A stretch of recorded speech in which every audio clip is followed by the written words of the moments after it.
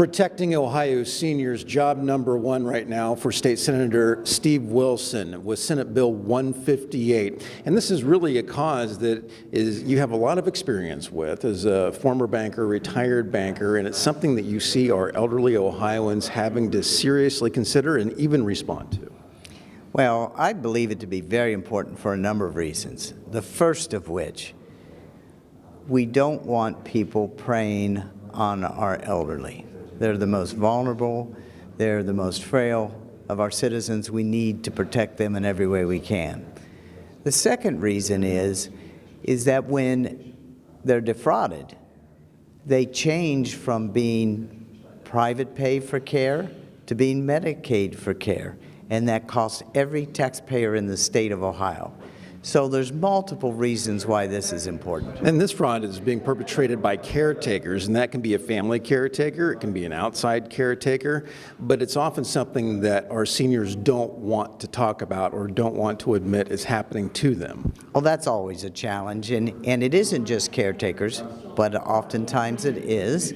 It is people who are preying on our elderly that sit in a room and make calls one right after another to tell them they've won a lottery, they've won a vacation, we'll fix your roof, some way to get to their money.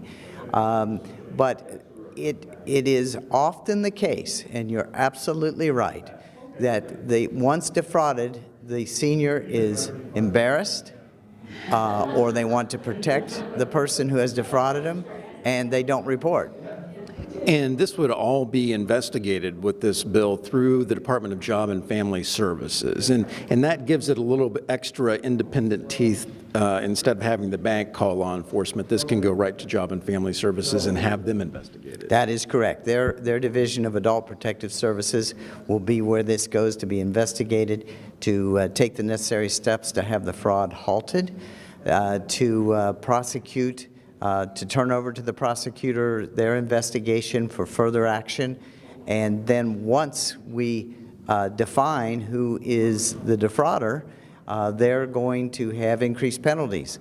And the full restitution is part of this bill, increased jail time is part of this bill, and finally an additional fine that will go to fund adult protective services. State Senator Steve Wilson, thank you very much for your time today. Senate Bill 158, you can follow the progress of Senate Bill 158 on our social media channels. That's at Ohio Senate GOP. And on the web, it's ohiosenate.gov/Republicans. I'm John Fortney from the Ohio Senate.